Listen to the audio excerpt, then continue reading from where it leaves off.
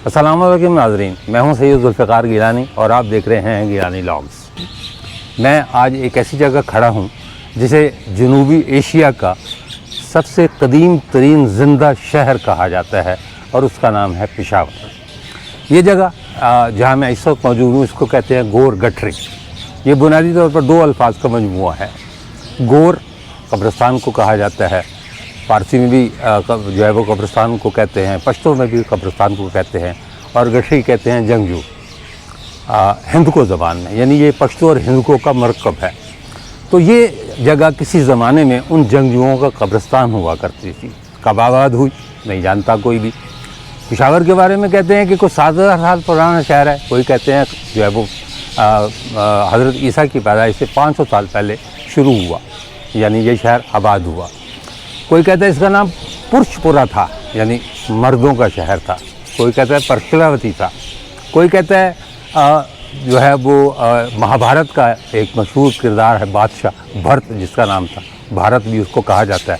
कहते हैं उसके बेटे ने इसे पुष्कलावती के तौर पर जो है वो तामीर किया था। कोई इसको परशावर कहता है। मतलब इसका दर्जनों नाम है, जितने नाम ही मैं लूँ वो कम है, लेकिन नाम बदलते रहे, लेकिन अल्लाह के फजल करम से शहर आबाद है। 1996 में इस जगह की जब खुदाई की गई, यहाँ खंडरात जो है वो जब पता ये चला, मतलब इस बात की खोज लगाने की कोशिश की कि पेशावर है कितना पुराना शहर, तो तब ये पता चला कि ये जगह एक तो पेशावर का सबसे बुलंदतरीन मकाम है, और दूसरी बात ये कि जैसे जैसे खुदाई करते चले गए वैसे वैसे पता ही चलता गया कि एक के नीचे दूसरी तह मौजूद है। ये जो गड्ढा आप देख रहे हैं, ये ऐसा नहीं है कि ये एक दिन में या एक महीने में या एक साल में इसे खोद लिया गया।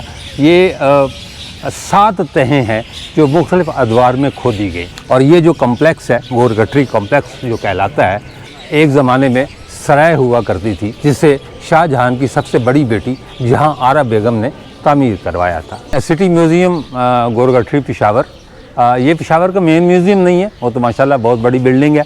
रात को जब चरागाह होता है तो बहुत खूबसूरत इमारत है।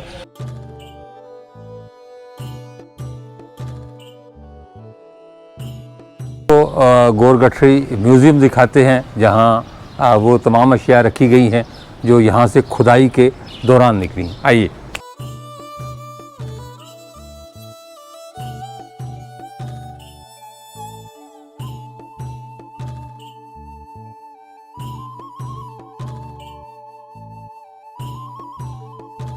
इधर से शुरू करते हैं जी। ये कॉइन्स हैं जो गोर गठरी से मिले हैं, सिक्के, हिंद यूनानी दौर के सिक्के, दूसरी सदी कबल मसीह के कुशान दौर के सिक्के हैं। उसके बाद हिंदू शाही दौर के, मुग़ल दौर, फिर जो है वो गज़नवी, सिख, बरतानवी, अफ़गानिस्तान के आखिरी बादशाह ज़ाहिर शाह का सिक्का, और पाकिस्तान की आज़ादी के बाद जारी होने वाले सिक्के। ये ज़रा इनको क्लोज़ करके दिखाइएगा सिक्कों को। ये कैटेगरीज़ लिखी हुई हैं, 1 2 3 4 5 यानी 9 कैटेगरीज़ इसकी बनाई गई हैं। ये वो सिक्के हैं जो यहाँ से बरामद हुए हैं। और ये एक दूसरा शोकेस मैं कहूँगा इसको, यहाँ से जो चीज़ें जो इंडो यूनानी दौर जिसको कहा जाता है, यानी 250 से 30 कबल मसीह तक के जो चीज़ें, जो बर्तन, जो छोटी छोटी मूर्तियाँ, ये जो अपना मड के या क्ले के बने हुए बर्तन, पके हुए बर्तन, यानी उस दौर में भी बर्तन जो है वो बाकायदा पकाए जाते थे, यानी पके हुए बर्तन जो है वो इस्तेमाल होते थे। बिल्कुल उसी तरह जैसे मोहनजोदाड़ो से और हड़प्पा से जिस तरह की चीज़ें मिली हैं, या महरगढ़ से जिस तरह की चीज़ें मिली हैं, ये बिल्कुल उसी से मिलती जुलती चीज़ें हैं। ये इंडो पार्थियन दौर आ गया। इसमें जो है वो अपना 20 से 90 ईस्वी, यानी ये ईस्वी साल जो है वो शुरू हो गया, ये वो है। और उसके बाद फिर ये आ गया आपका कुशान दौर। कुशान दौर के बारे में मैंने आपको बताया कि ये बुनियादी तौर पर आतिश प्रस्त जो है वो थे, ज़रतुश्त के पैरोकार थे, लेकिन इनका जो बादशाह कनिष्क था उसने बुद्ध मत जो है वो इख्तियार कर लिया था। और यहाँ एक स्तूपा भी बनाया था जो अपने वक्त का बहुत बुलंद स्तूपा होता था। कहते हैं कि उसकी जो ऊंचाई थी वो 1200 मीटर के लगभग थी। लेकिन अब वो शायद ख़त्म हो गया, वो कंज दरवाज़े के बाहर था। ये भी जो है वो खाने पीने के बर्तन, ये जो बड़ी चीज़ है ये मेरा ख्याल है कोई टब टाइप की चीज़ होती होगी पानी ज़ख़ीरा करने के लिए। ये जो है मर्तबान मेरा ख्याल है इसका निचला हिस्सा, या ज़ाहिर सी बात है जो चीज़ मिट्टी के नीचे दब जाती है, मिट्टी जब इंसान का जिस्म खा जाती है तो दूसरी चीज़ें भी खा जाती है, तो कुछ चीज़ें बच जाती हैं। वो फिर हमें पुराने दौर की माजी की याद दिलाती हैं कि कभी लोग जो है वो इस्तेमाल किया करते थे। लेकिन एक जो है वो लुत्फ़ की बात ये है कि बर्तनों की साख्त में कुछ ज़्यादा फ़र्क नहीं आया। ये मिट्टी के बने हुए बर्तन हैं, लेकिन आजकल जो है वो स्टील और प्लास्टिक का दौर है, तो इसी से मिलती जुलती चीज़ें जो है वो आज भी बाज़ारों में पाई जाती हैं। तो यानी इसका मतलब ये हुआ कि इंसान जो है उसकी मुआशरत तब्दील नहीं हुई। मुआशरती लिहाज से इंसान वही है जो आज से कई 100 साल पहले या कई हज़ार साल पहले हुआ करता था। लेकिन बहरहाल ये नादर और नायाब चीज़ें हैं। ये हिंदू शाही जो पीरियड था, उन्होंने भी कुछ अर्सा यहाँ हुकूमत की पेशावर पर, और ये उनके दौर के जो है वो चीज़ें हैं।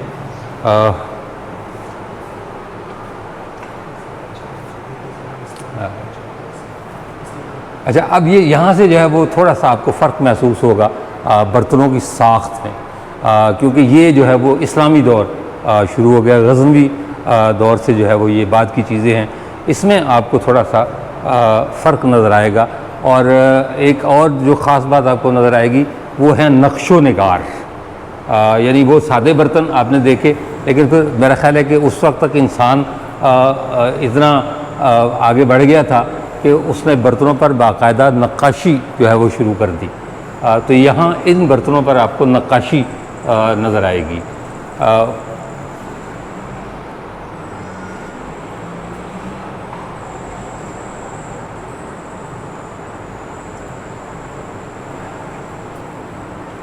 ये भी जो है वो इस्लामी दौर है ना, ये भी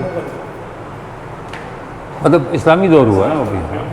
अब ये मुग़ल दौर आ गया। मुग़ल दौर में थोड़ा सा तसन्नु और बनावट में कुछ और जो है वो तब्दीली आ गई। लेकिन एक बात बड़ी मज़े की जो है वो मुझे यहाँ नज़र आई, वो ये ज़रा दिखाइएगा जी, ये दिया जो है वो मेरा ख़्याल है अगर मुग़ल दौर के पास भी जाएँ की बात भी करें तो कोई 400 साल पुराना होगा, 400-450 साल पुराना। लेकिन हमारे मज़ारों पर आज भी इसी तरह के दिए जलाए जाते हैं। तो इसका मतलब ये हो कि दिया नहीं बदला, इंसान बदल गया, लेकिन दिया वो वैसे का वैसे ही रहा जैसा पहले था। ये जनाब फिर मज़ीद जो है वो बेहतरी आई बर्तनों में।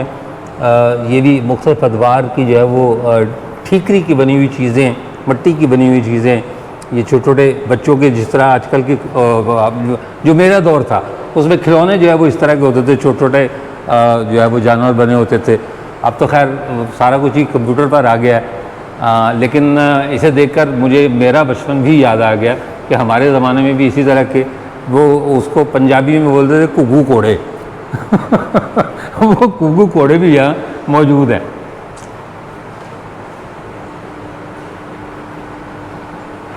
ये जनाब ईंटें, इस पर बाकायदा सन लिखे हुए, ये सन ही लिखे हुए हैं ना, ब्रिटिश टाइम के।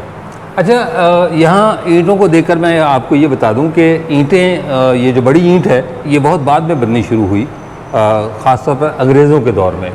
जो मुगलिया दौर की ईंटें थी वो बहुत छोटी ईंट होती थी और आम तौर पर उसे या तो शाही ईंट कहा जाता था या नानक शाही ईंट के नाम से पुकारा जाता था। लेकिन जब अंग्रेज़ आए तो उन्होंने ईंटों का साइज़ थोड़ा सा बड़ा कर दिया, और ये मुख्तलिफ़ चीज़ों के लिए, जैसे जो नालियाँ बनाई जाती थी वो इस तरह की ईंटों से बनाई जाती थी ताकि इनमें से पानी गुज़र सके। वो इमारतों की तामीर के लिए इस्तेमाल होती थी और ये नालियाँ वगैरह बनाने के लिए इस्तेमाल होती थी। अच्छा, ये पाइप किस काम आते थे? Drainage system. ये भी ड्रेनेज सिस्टम है। अच्छा, इसका मतलब ये हुआ कि ये पाइप ड्रेनेज सिस्टम जो है वो, अब तो खैर सीमेंटेड पाइप आ गए बड़े बड़े, लेकिन जो पुराने दौर का ड्रेनेज सिस्टम था वो ये था, ये इस तरह के पाइप उसमें हुआ करते थे। ये जनाब मुग़ल ख़ानदान का तंदूर है। अच्छा, ये भी नहीं बदला, गो के ठीक है स्टील के तंदूर आ गए हैं, अब वो सुई गैस से चलते हैं, लेकिन देहात में अगर आप चले जाएं तो आज भी इसी तरह के तंदूर इस्तेमाल होते हैं, यहाँ खैबर पख्तूनख्वा में भी और पंजाब के इलाकों में, इवन सिंध में भी जो है वो इसी तरह के तंदूर इस्तेमाल होते हैं, लेकिन ये मुगलिया दौर का तंदूर है। ये कबल मसीह जो है वो उसके हैं ये, हाँ जी, कब्रों में होते थे गंधारा, जो गंधारा पीरियड के है ना, तो उनके कब्रों में ये चीज़ें सारे उनके साथ दफन होते थे, इनमें उसकी डे टू डे लाइफ की चीज़ें इसमें इस मटकों में होती। अच्छा, एक चीज़ यहाँ ये इन बर्तनों के सामने खड़े होकर बता दूँ कि मिस्र से एक चीज़ ने रिवाज पाया था, एहरामी ने मिस्र से बहुत कुछ दरियाफ्त हुआ कि उनका वो हयात बाद अज मौत पर यकीन रखते थे, मतलब उनका जो भी रहा हो, लिहाजा जब वो मुर्दा दफनाते थे तो उसके साथ उसकी ज़िंदगी में जो चीज़ें मतलब इस्तेमाल हो सकती थी वो उसके साथ दफन कर देते थे।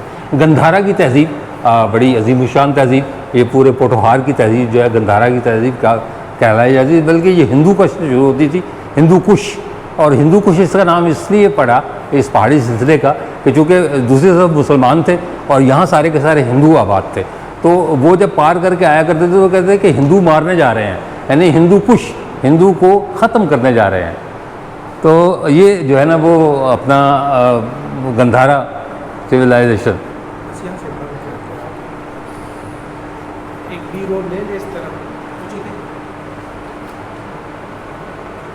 ये चक्की का पार्ट है मेरा ख्याल है, जो पुराने दौर की जो चक्की होती थी, ये उसका वो रखा हुआ है। आजकल तो खैर जो है वो पिसी पिसाई चीज़ें आ गई, मशीनें आ गई, मशीनों से जो है वो सारा कुछ आटा वगैरह पिसा जाता है, लेकिन एक ज़माने में जो हर घर में एक चक्की ज़रूर होती थी जिसमें गंदम पीसी जाती थी, दालें पीसी जाती थी, और जो है वो अपना सारा कुछ जो मसाले वगैरह है वो घर में तैयार होते थे।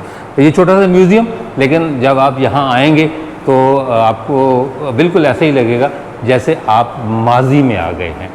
तो यूँ समझ लें कि हम ज़िंदा आज के दौर में हैं, लेकिन हम जो चीज़ें देख रहे हैं वो बिल्कुल ऐसे ही लग रहा है कि जैसे हमारे इस तरफ महमूद गज़नवी है, इस तरफ जो है वो गंधारा की तहज़ीब है, इस तरफ कबल मसीह है, इस तरफ महरगढ़ है, इस तरफ मोहनजोदाड़ो है।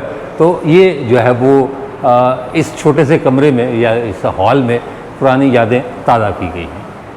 गोरगठरी म्यूज़ियम से निकलकर आपको यही महसूस होता है कि आपने कुछ ही लम्हों में 7000 साल का सफ़र तय किया है। इसके साथ ही इजाज़त दीजिए, अगले विभाग में इंशाअल्लाह ताला फिर मुलाकात होगी। तब तक के लिए अल्लाह हाफ़िज़।